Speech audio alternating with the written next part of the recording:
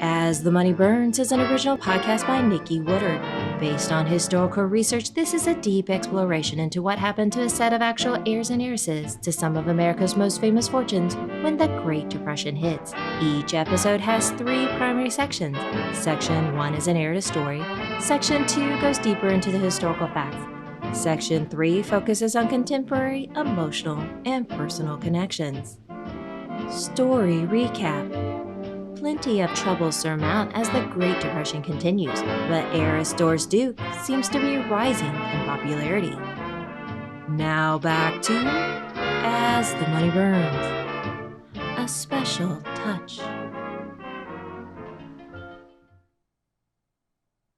A tennis sensation returns to play both on and off the court. Wherever he goes, hijinks will ensue.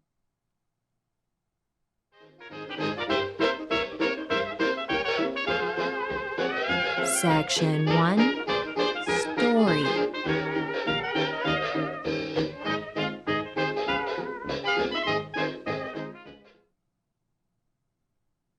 Another summer season means the return of multiple highly prestigious tennis tournaments, and of course, the most prestigious of all, Wimbledon.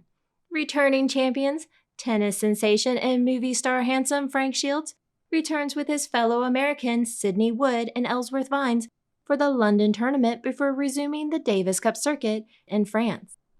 This year, Frank ranks number 2 in the United States and recently married Rebecca Billie Tenny Shields back in February 1932. Her father assisted Frank in getting the amateur player by giving Frank a position as a junior loan officer, a position Frank finds extremely confining and boring. Frank has gladly taken leave from the desk job to hit the circuit again. In London, the charismatic and playful Frank is welcome back. Many remember him from years past, and last year he and his doubles partner Sydney made an even bigger impression on British Queen Mary after accidentally eating her strawberries. She smiles down on them from her box. Last year, 1931, Frank and Sydney were to face off in the finals, but Frank's prior game against Frenchman Jean Bouratre ended with Frank's victory, but a hobbling injury, where the American coaches decided to pull the final game to ensure better participation in the Davis Cup. Frank is the only player to lose and Sydney to win the Wimbledon's men's singles final by walkover, i.e. default. But Frank's playing already won him legions more of fans. Tuesday, June 28, 1932, Wimbledon. In preparation for the quarterfinals for men's singles, Sydney and Frank decide to enjoy a nice massage by a highly recommended Swedish male masseur who really knows how to work an athlete's muscles.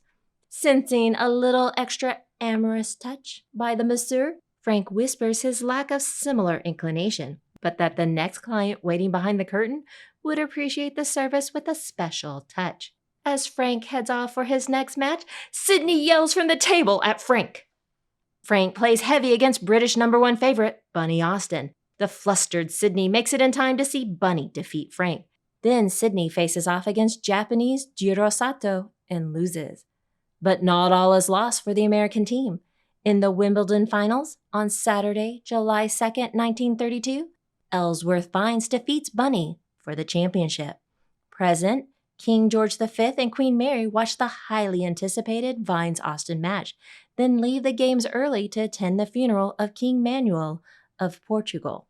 Back in Los Angeles, Ellsworth's fiancée, Miss Verle Lowe, throws an impromptu fudge victory party in celebration. Another victory, American Helen Wills Moody wins her 5th Wimbledon women's singles title amongst what will be a long winning streak. However, she will not be joining the men-only Davis Cup tournament and tour. Next, the young male American tennis team heads to Paris to continue the Davis Cup against Germany. Friday, July 22nd, 1932, Davis Cup, France. Frank plays hard against Baron Gottfried von Cramm. A steady and stylish player, the Baron wins the first set 5-4. In the second, Frank ups his game and rushes the net to win the second set, only to lose the third. Then Frank goes on to lose his next match to Daniel Pren, who will then be defeated by American and Wimbledon champion Ellsworth Vines. Defeating Germany, U.S. then plays against France, where the uneven and not doing too well this year Frank is replaced by another teammate, Wilmer Allison. Trying very hard to be good this year, the jolly schoolboy, now relieved of the performance pressure, finds other ways to amuse himself. Frank hits the nightclubs and begins a new game with his mates. As they stroll along the streets, the guys slow down their pace, letting the pretty Billie get a few feet away from them. Whenever an inevitable flirtatious Frenchman approaches the seemingly single lady, Frank runs up and acts like a jealous husband, scaring off the poor would-be lover who scurries off in a panic. While the street game was fun, France eventually beats the U.S. 3-2 in the challenge round. After Frank and Billie return to their 73rd Street apartment, Frank heads off to Newport, then Nationals. Frank runs into an old classmate, Julie Seligson, who offers Frank a position at his insurance company, saving Frank from more dreary bank work, and how depressing that is with the string of bank failures still ongoing. Forever happy and go lucky, Frank gladly changes direction yet again.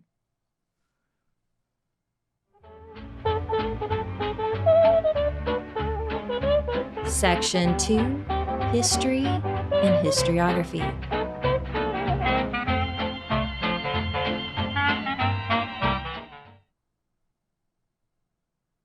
In general, sports are valued as both a game and competition that can also unify, something that should bring goodwill, especially among nations in the bigger challenges. But the nature of sport can be intertwined with darkness. Ironically, despite battling on the field, athletes might form friendships, camaraderie, and alliances that supersede sport and national rivalries. Some of the earliest games were definitely bloodier and deadlier. The gladiator games of ancient Rome over the centuries devolved into riots and terror. The earliest form of soccer is present among the Mayans and are part of the bloodlust and ritual sacrifices to the gods. Polo itself was designed as a warrior training exercise for Persian royal cavalry, but the dangers that become even more prevalent come with hero worship and conformity. This series is focused primarily on the Great Depression and re-exploring certain human experiences during an extremely stressful time. However, we know that these economic circumstances also lead directly to World War II. As I peruse through newspapers and as well looking up various names that appear throughout this episode, the closeness to those future events hint to a whole other crisis becoming apparent. I have mentioned that Hitler and Mussolini pop up in adjoining news columns. Hitler will become chancellor in January 1933. We know that the 1936 Olympics in Berlin will be a tipping point, especially with the presence of African-American runner Jesse Owens. Here we are 4 years earlier, and Hitler will rise to power within the next year. And with that, he will use German athletes as part of his Aryan race ideology.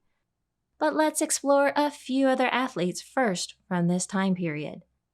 American Helen Wills Moody, later Roark, will win over 21 Grand Slam championship titles in singles, doubles, and mixed, with 19 being in singles events over the course of her career. Helen wins in singles Grand Slam events, Wimbledon 8 times, the French Open 4 times, and the U.S. Open 7 times. Her last Wimbledon win is in 1938. She also gold medals in single and doubles at the 1924 Olympics. Helen had to withdraw from the 1926 French Championships and later Wimbledon the same year due to appendicitis. An emergency appendectomy was performed in early June. Also in 1932 French Championships, the future French Open, she will partner in mixed doubles with Sidney Wood, but they will lose to British Betty Nuthall and Fred Perry. Helen is the first female American sports star to become a global celebrity and started the trend of knee-length skirts as the longer hem hindered her game. Helen's 8 wins at Wimbledon is not surpassed until 1990 by Czech-American Martina Navratilova at 9. Swiss Roger Federer holds the men's record at 8 in 2017, and Serena Williams will tie at 7 championships with German Steffi Graff and British Dorothea Lambert Chambers, the latter who played between 1903 to 1914. In the men's singles, a tie at 7 is held between American Pete Sampras, Serbian Novak Djokovic, and British William Renshaw, the latter who won between 1881 to 1889. As previously mentioned in a prior episode, the Davis Cup will not include a female division until 1963, which will eventually be named the Billie Jean King Cup. The Davis Cup has been won by the United States 32 times, Australia 28 times, British and France tied separately at 10 times each, and the 2022 winner is Canada.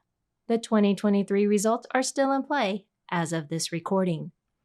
The former Wimbledon schedule was to be held over the last week of June and first week of July, but has switched to the first 2 weeks of July in the more modern era. The Davis Cup occurs around Wimbledon. In 1932, the Davis Cup will not conflict with the Olympics as the event was removed after 1924.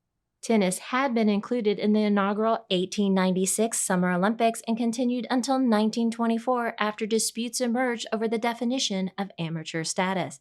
Tennis will return as demonstration games in 1968 and 1984, then resume as regular competitions from 1988 until present.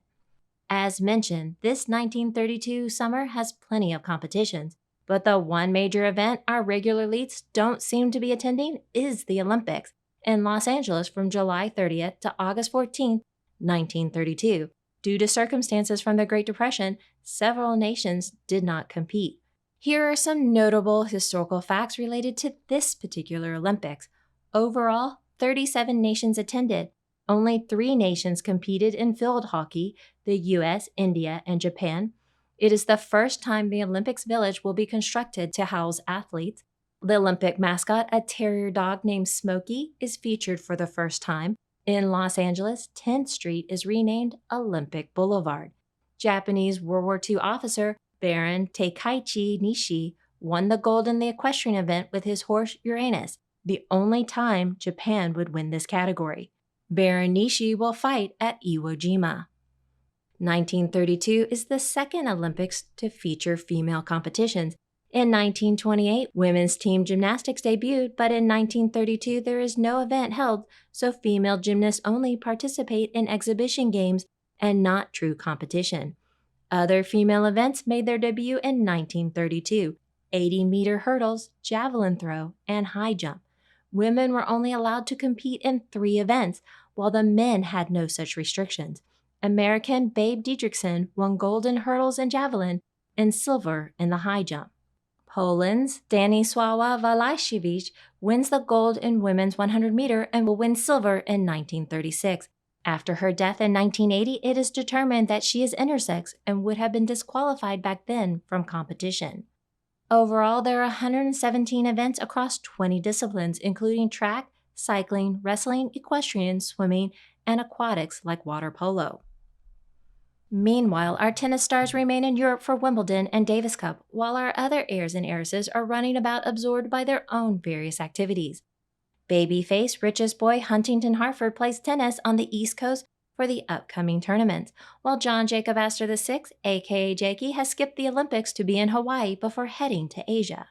Before the 1934 Davis Cup, Japanese Jiro Sato will commit suicide by jumping ship on the way to Europe. He will succumb to psychological fears over recent stomach problems that might cause him to lose in the upcoming tournament. British players Fred Perry and Bunny Austin expressed their sentiments in the press on Sato's pleasant and cheery demeanor. As for other foreign players, it should be noted that very soon certain celebrities will be coming into problems over politics within their own home countries, especially as the Nazis rise to power. In 1933, British tennis stars Bunny Austin and Fred Perry will both denounce the Nazi banning Jews from the German Davis Cup team. Bunny will also face conflicts over his conscientious objector status throughout World War II. Russian-born in then Poland, now Lithuania, as well as having Jewish ancestry, Daniel Prin will escape with his family from the growing anti-Semitism in Russia after World War I and flee to Berlin in 1920. However, Prin, in particular, will be publicly banned by Germany from playing in the Davis Cup despite his making it into the 4th round at Wimbledon in 1933, where he loses again to American Ellsworth Bynes. Prin will quickly reapply for Polish citizenship, which he had only dismissed in 1932 and then is refused for his reapplication by the government in spite. Pren will then apply and receive British citizenship, for which he will continue playing for the rest of his career. Swedish King Gustav V protested these new racial policies, as does Baron von Cramm, which will cause him further issues with the Nazis.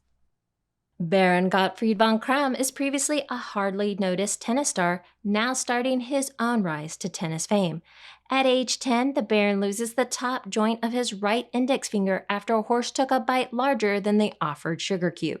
Despite this, the Baron becomes an avid tennis player. He will win his first Grand Slam title in the 1934 French Open.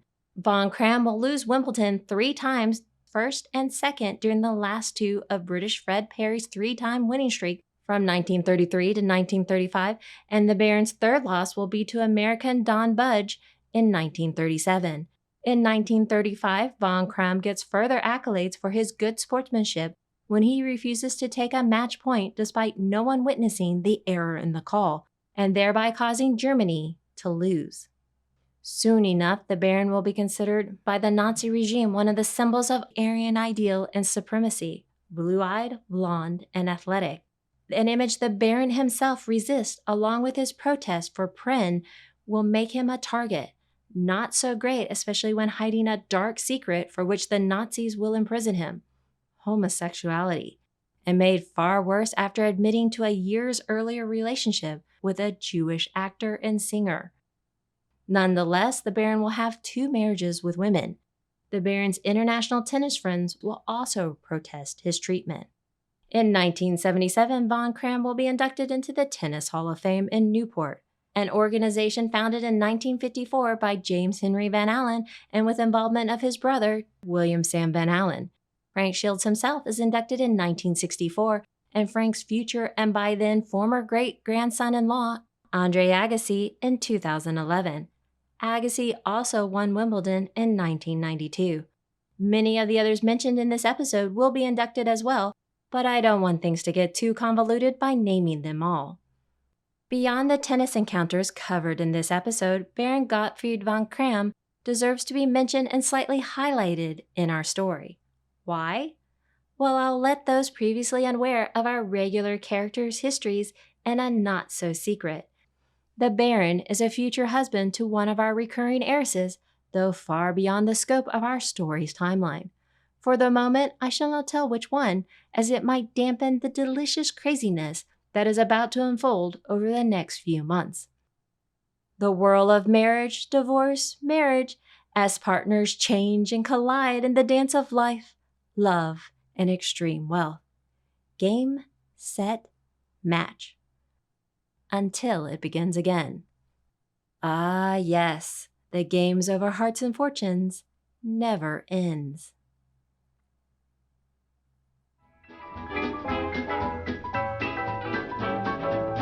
Section 3, Contemporary and Personal Relevance.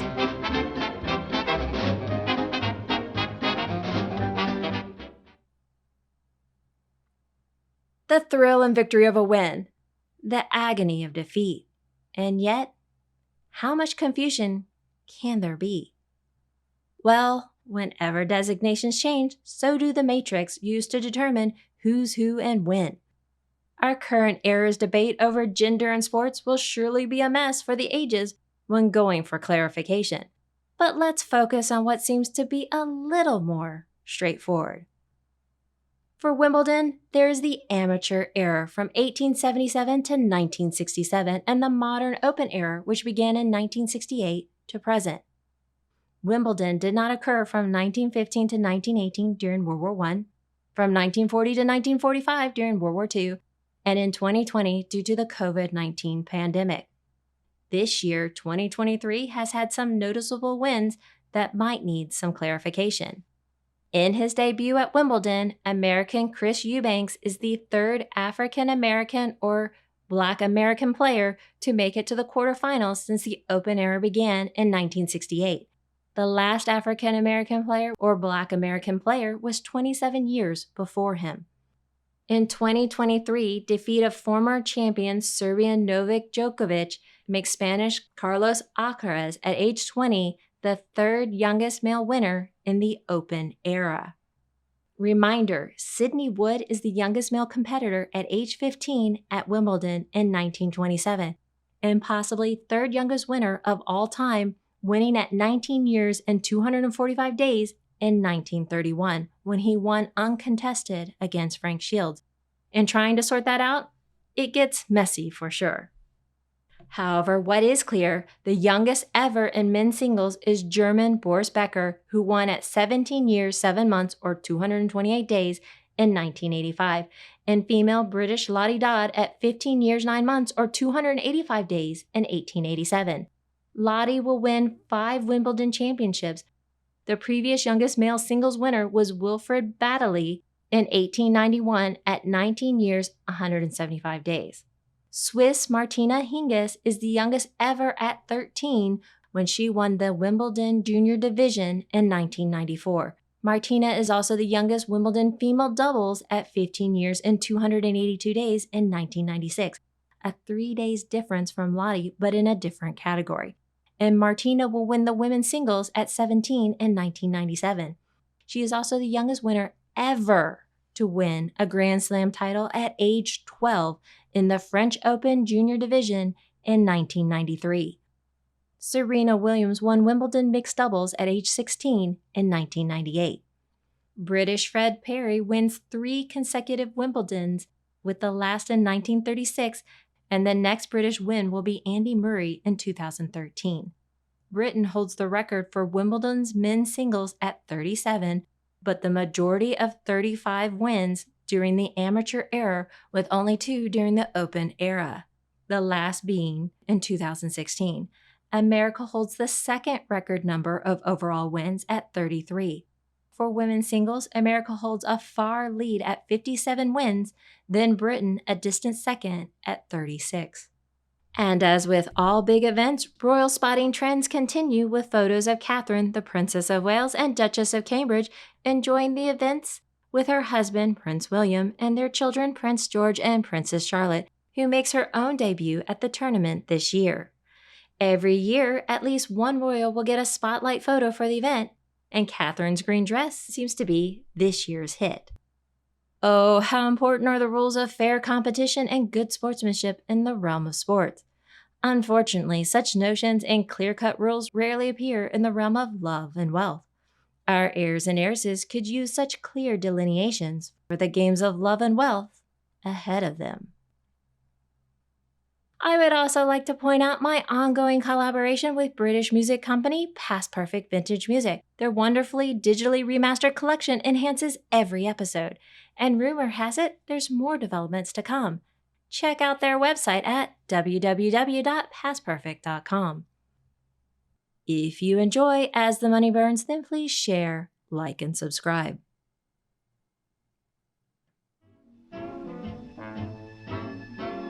Next, when we return to As the Money Burns, hoping that a change in political power will end the ongoing Great Depression, one heir vows his continuing and undying support to a presidential nominee.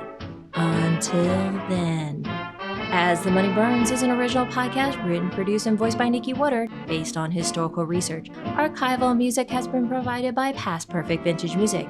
Check out their website at www.pastperfect.com. Please come visit us at As the Money Burns via GoodPods, Twitter, Facebook, or Instagram. Transcripts, timeline, episode guide, and character bios are available at asthemoneyburns.com.